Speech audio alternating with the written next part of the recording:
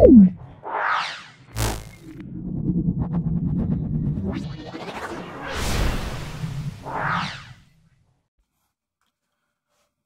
সরিষা আরকে মিশন শিক্ষা মন্দির খুব ভালো করে দেখে নাও। পৃষ্ঠটানের একক কোন ভৌত রাশির সঙ্গে অভিন্ন? পৃষ্ঠটানের একক আমরা বলবো সেটা হলো স্প্রিংয়ের বল ধ্রুবক। স্প্রিংয়ের বল ধ্রুবক এবং পৃষ্ঠটান এদের একক একই। পৃষ্ঠটানের একক আমরা কি বলবো? এটা হলো m(t⁻²). আর ইয়ং গুণাঙ্কের এককটা হলো ইয়ং গুণাঙ্কের একক আমরা বলবো, দেখে নাও, সেটা হলো m(l⁻⁻1)(t⁻²). চাপের একক আর এর একক একই। আর কার্যের একক হলো m(l²)(t⁻²). দেখে নাও। আর স্প্রিংয়ের বল ধ্রুবকের একক একই হবে, পৃষ্ঠটানের সঙ্গে সমান হবে। ব্যারোমিটারের পাঠ হঠাৎ কমতে থাকলে তাহলে কি বল? ব্যারোমিটারের পাঠ হঠাৎ কমতে থাকলে ঝড় হওয়ার সম্ভাবনা।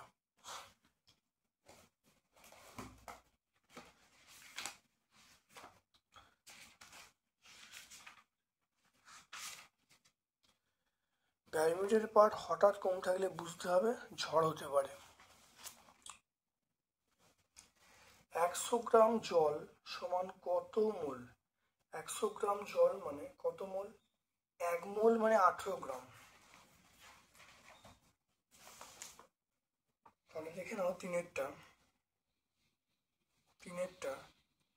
18 গ্রাম 18 গ্রাম মানে আমরা বলবো 1 মোল। 1 গ্রাম মানে 1/18। আর 100 গ্রাম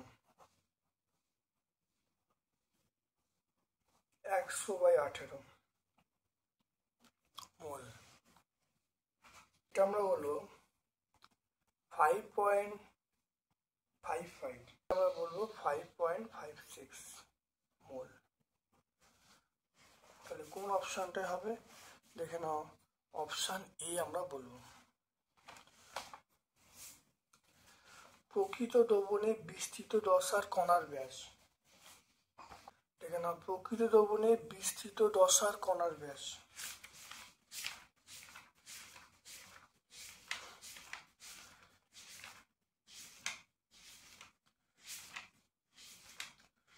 প্রকৃত দ্রবণে বিস্তৃত কণার ব্যাস হলো 10⁻⁻8 সেন্টিমিটার বা তার থেকে কম। দেখে নাও 87। অ্যাসিড দ্রবণের সঙ্গে বিক্রিয়ায় কোন ধাতুটি হাইড্রোজেন উৎপন্ন করতে পারে না? লঘু অ্যাসিড দ্রবণের সঙ্গে কোন অ্যাসিডটি বিক্রিয়ায় হাইড্রোজেন উৎপন্ন করতে পারে না?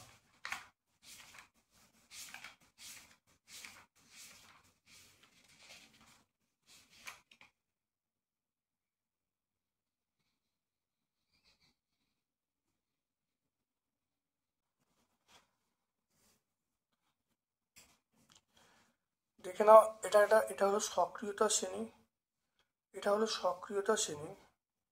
সক্রিয় শ্রেণীর ওপরে যেগুলো থাকবে সেগুলো দেখো হাইড্রোজেন উৎপন্ন করতে পারবে, আর হাড়ের নিচে যেগুলো থাকবে উৎপন্ন হতে পারবে না। এর মধ্যে দেখো এই যে নিচে আছে সিউ আছে, এইচজি আছে, এইচজি আছে, ইউ আছে, এগুলো উৎপন্ন করতে পারবে না। আমরা সিউ অপশানে কি আছে দেখে নাও, অপশানে সিউ আছে, দেখো সিউ।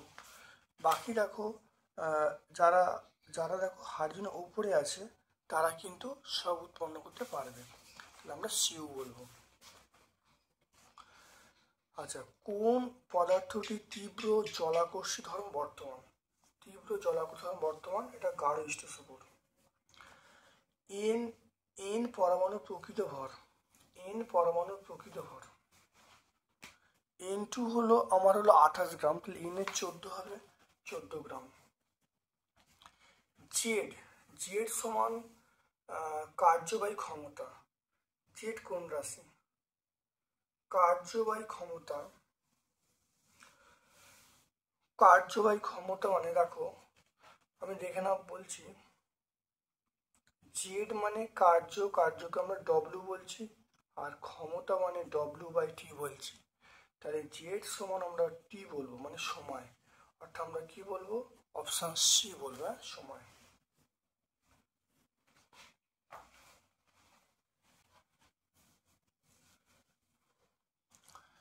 এরপর দেখে নাও একক ক্ষেত্রফলে প্রযুক্ত ঘাত। একক ক্ষেত্রফলে প্রযুক্ত ঘাতকে আমরা কি বলবো, চাপ বলবো।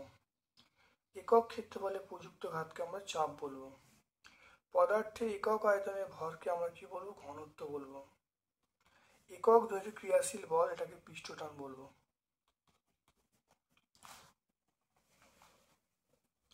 কোলয়েডীয় কণাগুলির সাহায্যে আলোক রশ্মির বিচ্ছুরণকে ড্যাশ বলা হয়।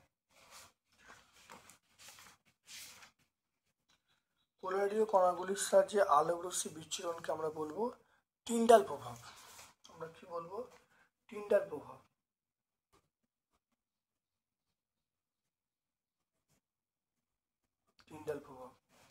কড লিভার টেল একটি ড্যাশ। দেখো কড লিভার টেল দেখতে পাচ্ছ, কড লিভার টেল, এটা দেখো ইমালশনের মধ্যে পড়ছে, ইমালশন। কড লিভার টেল একটি, আমরা বলবো এইটা ইমালশন লিখতে পারো, বা তোমরা লিখতে পারো তেলে জল জাতীয় ইমালশন, শুধু ইমালশন লিখতে পারো, এই পুরো কথাটা লিখতে পারো। আমি শুধু লিখছি ইমালশন।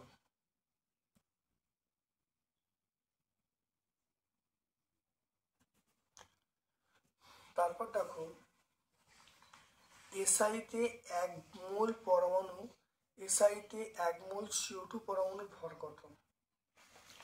আচ্ছা দেখে নাও, 1 মোল CO2 মানে আমরা বলবো 44 গ্রাম। 44 গ্রাম মানে দেখে নাও 44/1000, এটা কেজি। তাহলে 44 × 10⁻³ কেজি। অ্যাসিডের নাম লেখো যা, একটি অ্যাসিডের নাম লেখো যা আম্লিক লবণ উৎপন্ন করে।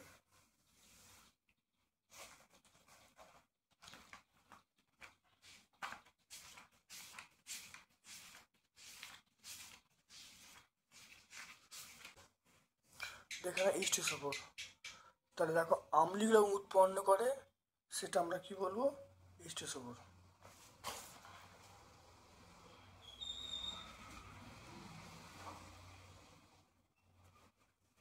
একটি উভধর্মী অক্সাইডের নাম দিতে বলছে, জিঙ্ক অক্সাইড বলবো। বাঁধের নিচে কোন সুই জমা থাকে, এটা বলবো স্মৃতিশক্তি।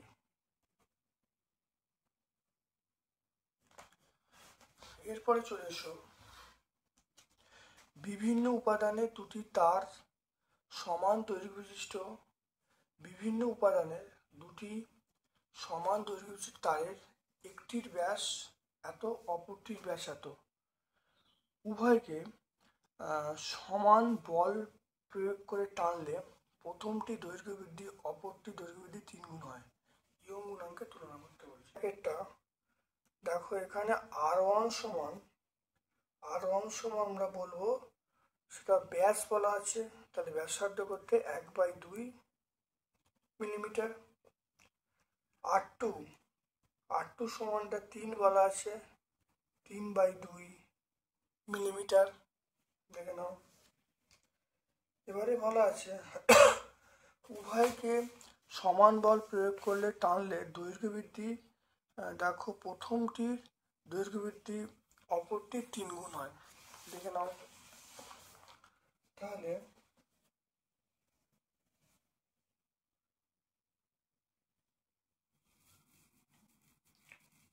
সমান বল নিয়ে,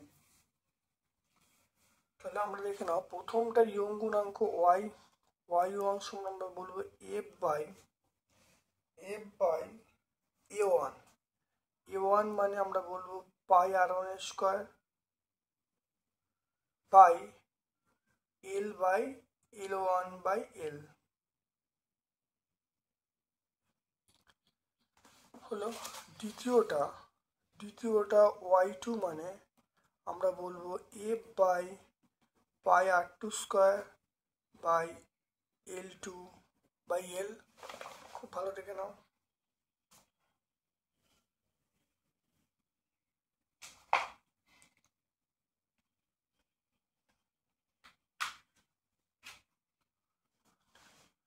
তাহলে এখান থেকে বলা আছে প্রথমটা দৈর্ঘ্য বৃদ্ধি,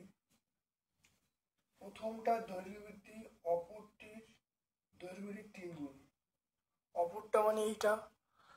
তাহলে আমরা এখানে লিখে নাও, যেটা করব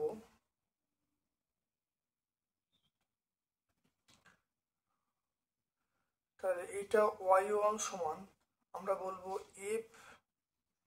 f by pi r1 square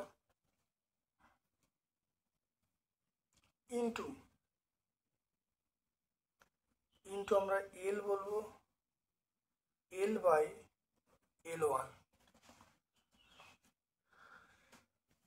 দেখো বলা আছে প্রথমটা দৈর্ঘ্য বৃদ্ধি অপরটির 3 গুণ। প্রথমটা দৈর্ঘ্য বৃদ্ধি অপরটির 3 গুণ। তাহলে অপরটা এইটা, এর 3 গুণ মানে আমরা বলবো 3L1 বলবো। অপরটা 3 গুণ বলা আছে, তাহলে y2-র মান পেয়ে যাব f বাই r2 স্কোয়ার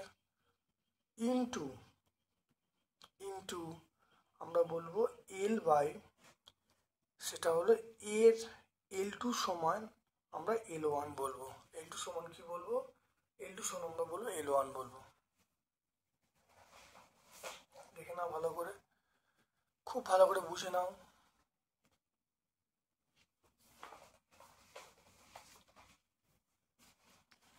এবার এখানে দুটোকে যদি অনুপাত করি,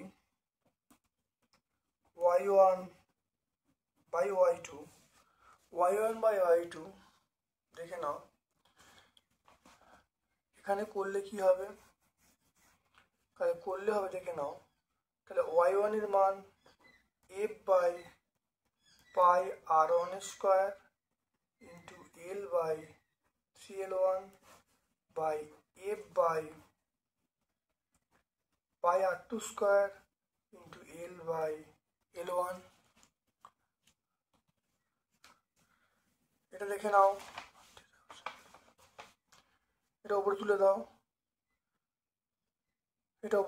উপরে তুলে দিলে দেখো r2 বাই r1 তার হোল স্কোয়ার, হোল স্কোয়ার। আর এটা দেখে নাও, এটা 1/3 নিচে আছে, নিচে দেখো 1/3 আছে, নিচে দেখে নাও 1/3 আছে, দেখে নাও। তাহলে r2 বাই r1 এখানে কত 3/2 আছে, তাহলে 3/2 আর এখানে কত হাফ, তাহলে এটা হোল স্কোয়ার ইন্টু 1/3। তাহলে এখান থেকে দেখো 2 কেটে গেল, তাহলে আমরা বলবো y1 বাই y2 সমান, দেখো এখানে 2 ক্যান্সেল হয়ে গেল, তাহলে আমরা বলবো দেখো 3 ইন্টু 3 বাই 1/3 কেটে গেল, তাহলে আমরা বলবো 3/1।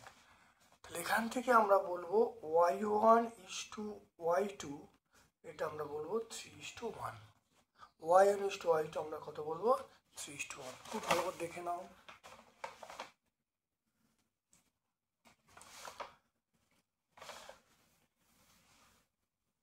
তাহলে r1 1/2, r2 3/2, এটা y1 এর মান পেয়ে গেলাম।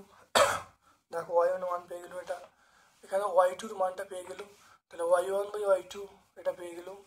তাহলে বসিয়ে দিলে দেখো y1 ইস টু y2 সমান 3:1।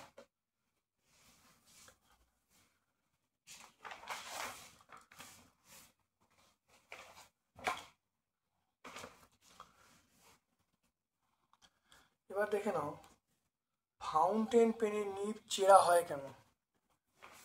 ফাউন্টেনের পেনের নিব চেরা অংশ থাকা, ফাউন্টেনের নিব চেরা অংশে থাকা ফাঁক কৈশিক নলের তুল্যর মতো আচরণ করে, ফলে প্রয়োজন হলে ওই অংশের মধ্য দিয়ে অভিকর্ষের বিরুদ্ধে নিবের মধ্যবর্তী অংশ থেকে মুখের দিকে কালি চলে আসা সক্ষম হয়, এর ফলে লিখতে সোজা হয়।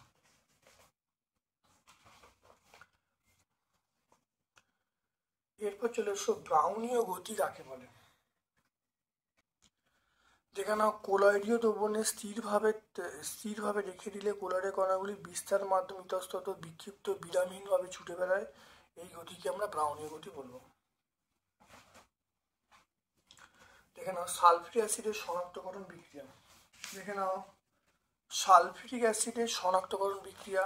দেখে নাও একটি টেস্ট টিউবে পরীক্ষাধীন তরলের মধ্যে কিছু পরিমাণ বেরিয়াম ক্লোরাইড যোগ করলে বেরিয়াম সালফেটের সাথে অতক্ষেপ পড়ে, যা HCl দ্রবীভূত হয়, এটা সালফিউরিক অ্যাসিড। অর্থাৎ BaCl2 প্লাস H2SO4 সমান আমরা বলবো BaSO4 প্লাস HCl। তারপর দেখো অম্লবৃষ্টি কিভাবে পরিবেশের ক্ষতি করে। অম্লবৃষ্টি একটা হলো উদ্ভিদের উপর প্রভাব, একটা হলো জলজ জীবের প্রভাব, একটা উদ্ভিদের প্রভাব, জলজ জীবের প্রভাব, আর মানুষের ওপর প্রভাব। তারপরে দেখো বিভিন্ন স্থাপত্যের প্রভাব। আমরা এই পয়েন্টগুলো ভালো করে বলে দেবো, ব্যাখ্যা করে দেবো।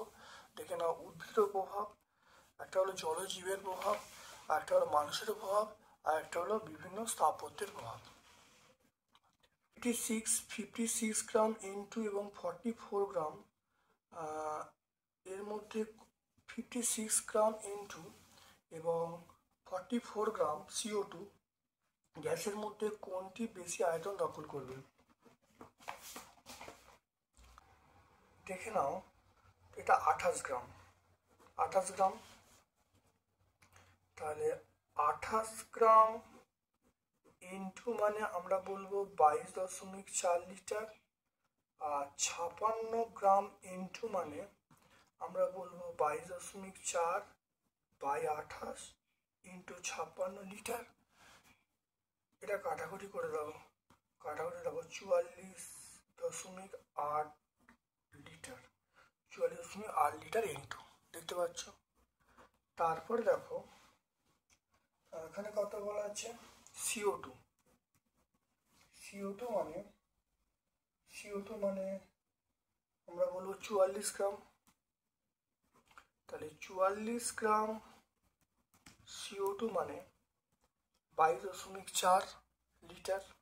তাহলে কার আয়তন বেশি? তাহলে N দেখতে পাচ্ছ, তাহলে আমরা বলবো N2 আয়তন বেশি, N2 আয়তন বেশি। এরপর চলে এসো দেখো 124 গ্রাম ফসফরাসে উপস্থিত পরমাণু অনুসরণ কত।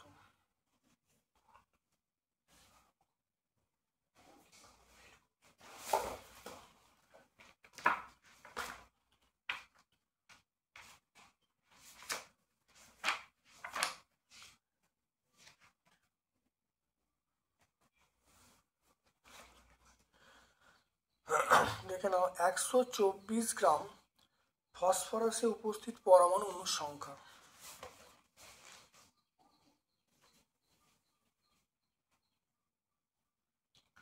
চারের অথবাটা,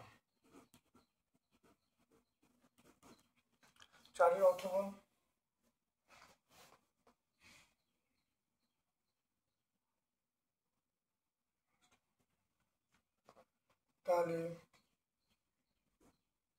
1 গ্রাম পরমাণু ফসফরাস, 1 গ্রাম পরমাণু ফসফরাস মানে আমরা বলবো 31 গ্রাম। আর P4 এর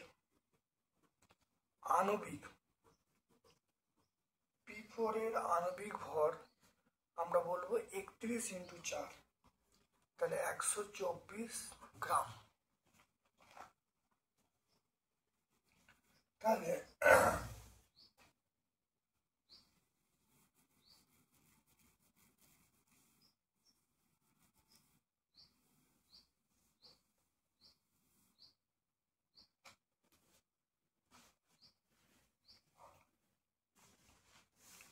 তাহলে P4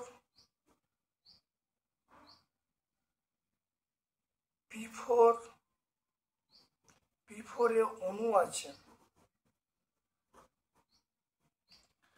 তাহলে 124 গ্রাম P4 এ অণু আছে,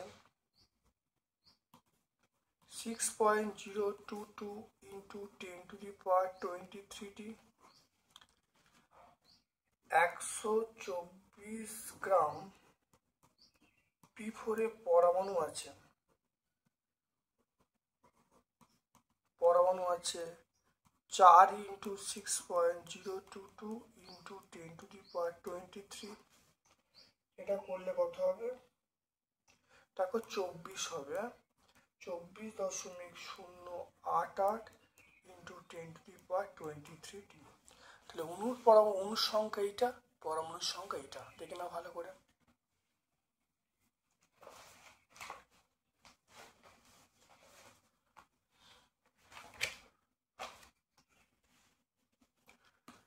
এটা দেখে নাও, একটি হালকা একটি ভারী বস্তুর গতিশক্তি সমান, কার ভরবেগ বেশি হবে? এটা অবশ্যই তোমরা কার্যক্ষমতা শক্তি প্লেলিস্টে অবশ্যই পেয়ে যাবে। তবে এবার বুঝে নাও, একবার বুঝি। পি সমান √2mE, এটা আমরা কিন্তু জানি। ওখান থেকে আমরা বলতে পারবো তাহলে পি প্রপোর্শনাল √m, আর পি প্রপোর্শনাল √m। এমটা বড় ছোট হাতের এম এর থেকে। তাহলে দেখতে পাচ্ছ এখানে দেখে নাও, যার ভরটা বেশি তার কিন্তু ভরবেগ বেশি, যার ভরটা কম তার ভরবেগ কম, কারণ এখানে দেখো গতিশক্তি সমান বলা আছে। তাহলে সেই জন্য দেখো আমি বলতে পারি ভরবেগ বেশি, যার ভরটা কম তার ভরবেগটা কম।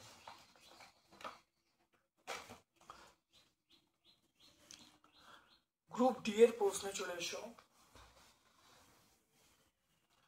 প্রবাহী সান্দ্রতা বলতে কি বোঝো? সান্দ্র বল ঘর্ষণ বলের সাদৃশ্য বৈসাদৃশ্য লিখতে বলছে। প্রবাহী সান্দ্রতা যে ধর্মের জন্য প্রবাহী তার পাশাপাশি দুটি স্তরের আপেক্ষিক বেগ হ্রাস করতে চায় তাকে আমরা সান্দ্রতা বলবো। দেখো এগুলো হলো বৈসাদৃশ্য, দেখে নাও এগুলো বৈসাদৃশ্য। সান্দ্র বলের সাদৃশ্য এবং সান্দ্র বল ঘর্ষণ সাদৃশ্য হলে দুটোই কিন্তু গতির বিরুদ্ধে কাজ করে, এটাই সাদৃশ্য।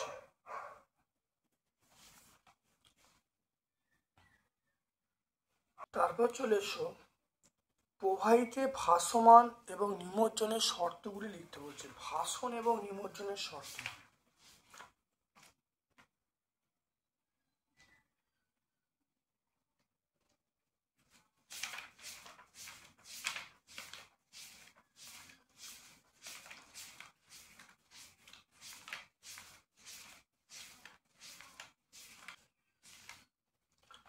দেখো ভাসন এবং নিমজ্জনের শর্তগুলো খুব ভালো দেখে নাও। এখানে তিনটে পয়েন্টে উল্লেখ করে দেবে। W1 হলো বস্তুর ওজন, W2 হলো প্লবতা। যদি W1টা বড় হয় W2 থেকে তাহলে বস্তুটা ডুবে যাবে, যদি সমান হয় তাহলে বস্তুটা তরলের বা প্রবাহের মধ্যে স্থির অবস্থায় ভাসবে, আর যদি ছোট হয় তাহলে বস্তুটা তরলে উপরে উঠে ভেসে থাকবে। এটা আমরা 51 থেকে পেয়ে যাব।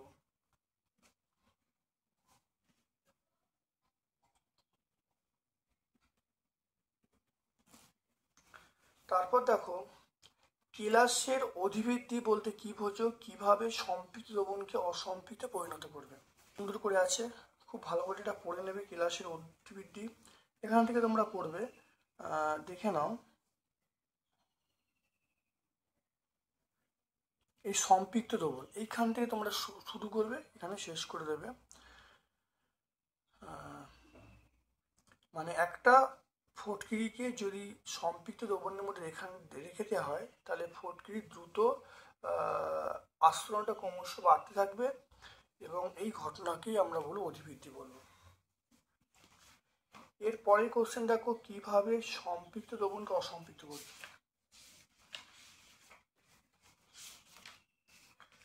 সম্পৃক্ত দ্রবণকে অসম্পৃক্ত করার উপায় দেখে নাও। এখানে দুটো পয়েন্ট আছে, যে কোনো একটা পয়েন্ট বলে দেবে।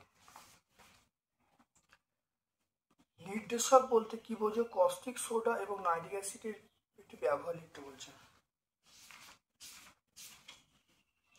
নির্দেশক অর্থাৎ যেসব পদার্থ অ্যাসিড ও ক্ষার যেসব ক্ষার অ্যাসিড এবং ক্ষার দ্রবণে ভিন্ন ভিন্ন বর্ণ ধারণ করে এবং নিজেদের বর্ণ পরিবর্তনের মাধ্যমে অ্যাসিড ও ক্ষারের ক্রিয়া সমাপ্তি নির্দেশ করে তাকে নির্দেশক বলবো।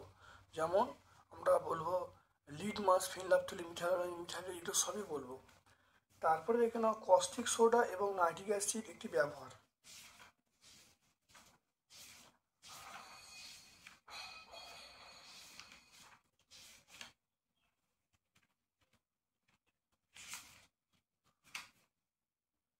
দেখো কস্টিক সোডার ব্যবহার দেখো সাবান, কাগজ তৈরিতে বা ধর সোডিয়ামের শিল্প উৎপাদনে ব্যবহার করা হয়। আর কি ব্যবহার বলেছে কস্টিক সোডা এবং নাইট্রিক অ্যাসিড। দেখে নাও নাইট্রিক অ্যাসিডের ব্যবহার দেখে নাও টিএনটি তৈরিতে বা ধরো নাইট্রেট লবণ সার উৎপাদনে আমরা ব্যবহার করি। এরপর চলে এসো শীতল এবং লঘু HNO3 কোন ধাতুর সঙ্গে বিক্রিয়া করে হাইড্রোজেন উৎপন্ন করে? দেখে নাও সেটা ম্যাগনেসিয়াম বলবো। দেখে নাও ম্যাগনেসিয়াম বিক্রিয়া করে হাইড্রোজেন উৎপন্ন করে, তাহলে আমরা বলবো ম্যাগনেসিয়াম।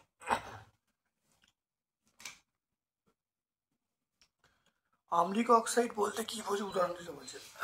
আম্লিক অক্সাইড বলতে কি বোঝো?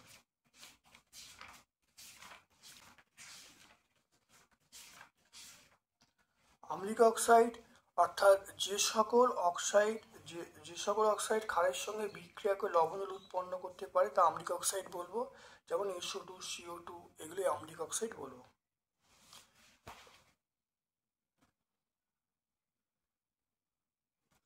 তারপর দেখো পরমাণুর প্রকৃত ভর এবং পারমাণবিক ভরের মধ্যে দুটো পার্থক্য লিখতে বলছে। দেখো পরমাণুর প্রকৃত ভর এবং পারমাণবিক ভরের মধ্যে পার্থক্য দেখে না ভালো করে।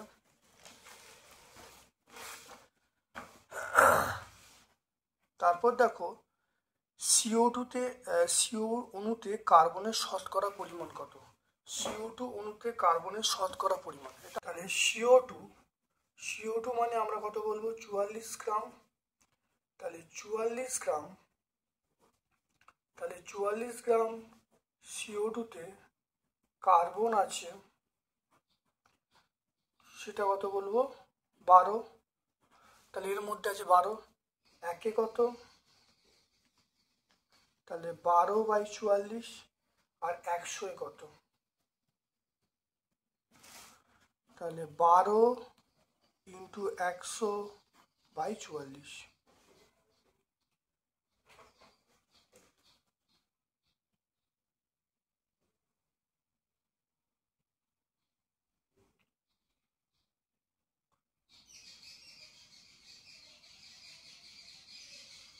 এটা আমরা বলবো, দেখে নাও 27.27%। তাহলে আমরা কত বলবো? দেখে নাও তাহলে 44 গ্রাম CO2 কার্বন আছে, 12 গ্রাম, একে কত? 100 কত? তাহলে সেটা 27.27%। পাঁচেরটা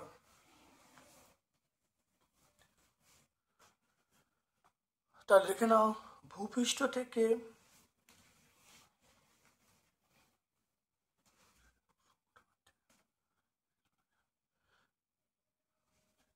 তাহলে ভূপৃষ্ঠ থেকে 100 মিটার উঁচুতে অবস্থিত একটি বস্তুর স্থিতিশক্তি 60 জুল বাধাহীনভাবে পড়তে থাকলে 20 মিটার পড়ার পর তার স্থিতিশক্তি গতিশক্তি কত হবে? আমার কত ছিল? এটা 60 জুল ছিল। যখন তার উচ্চতাটা 100,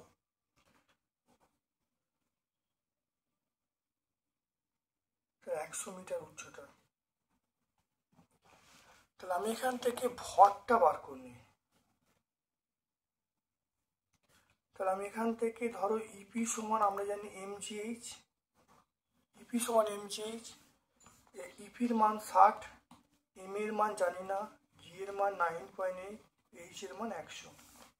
তাহলে এখান থেকে এম এর মান পেয়ে যাব 60/9.8 × 100, শূন্যটা কেটে গেল। তাহলে 6/9.8 এটা গুণ করলে 98, তাহলে 6/98, তাহলে ভর কত? ভর হলো, এটা কাটলে কত? 3 হবে, এটা 49 হবে, তাই তো? তাহলে 3/49 কেজি, 3/49 কেজি। এবার দেখো, বস্তুটি বাধাহীনভাবে পড়তে থাকলে 20 মিটার পড়ার পর তার স্থিতিশক্তি গতিশক্তি কত হবে? 20 মিটার পড়ার পরে বস্তুটি বাধাহীনভাবে 20 মিটার পড়ার পরে, তাহলে দেখে নাও, তাহলে বেগ কি হবে? দেখো ভি কি হবে? ভি হবে আমরা বলবো √2gh। তাহলে 2g এর মান 9.8 আর h এর মান আমরা বলবো 20 মিটার, 20। তাহলে এটা কত হবে? তাহলে 2 ইন্টু, দেখে নাও 2 ইন্টু 2, আর এটা করলে দেখো এটা 98। তাহলে ভি, তাহলে গতিশক্তির মান ইকে, এর মান আমরা বলবো 1/2 mv²। তাহলে 1/2 m, এর মান আমরা বলবো 3/49 ইন্টু v² মানে 2 ইন্টু 2 ইন্টু 98। দেখে নাও এম এর মান এইটা 3/49 আর v² মানে এটা স্কোয়ার করলে এটা কাটাকুটি করি, এটা 2 হবে, এটা কেটে গেল, তাহলে কত দেখে নাও 3 × 4 = 12। তাহলে ইকের মান আমরা পেয়ে যাব কত? 12 জুল। ইকের মান কত পেয়ে যাব? 12 জুল। তাহলে এটা যদি 12 জুল হয়, তাহলে এই অবস্থায় তাহলে মোট শক্তি, এটা হলো স্থিতিশক্তি মানে এটাই মানে মোট শক্তি ছিল। তাহলে মোট শক্তি আমরা কত? 60 জুল ছিল। তাহলে এবারে এটা পড়ার জন্য, তাহলে এই অবস্থায় স্থিতিশক্তি, অর্থাৎ এই অবস্থায়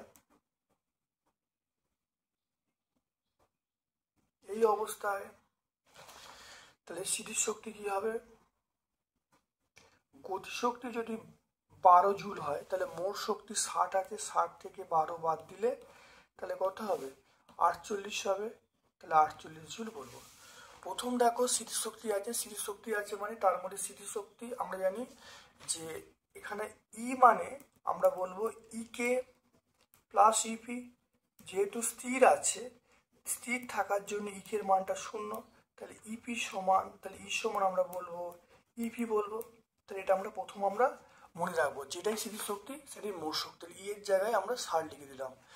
এখান থেকে দেখো আমরা ইপি সমান mgh, ভরটা বার করা হলো।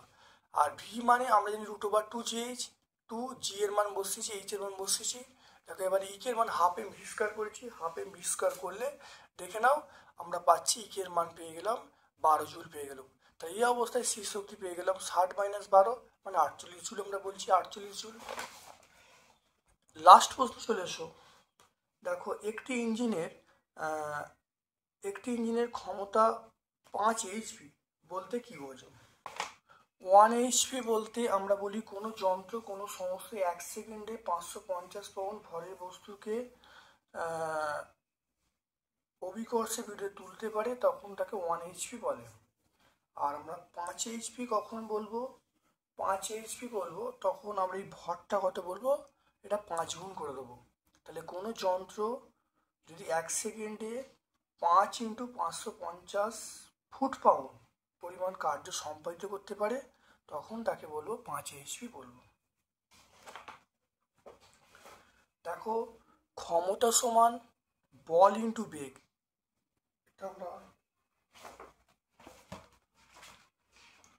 এটা আমরা বিগত ক্লাসে অবশ্যই করেছি,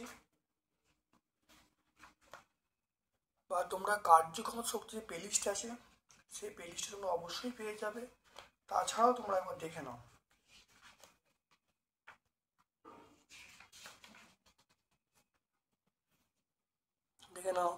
কার্য মানে আমরা বলবো F × D, ক্ষমতা মানে W/T, তাহলে F × D/T, তাহলে F × V, তাহলে এটা দেখো ক্ষমতা সমান বল ইন্টু বেগ, দেখতে পেলে? অবশ্যই দেখো, অত্যন্ত কার্যকরী ভিডিও।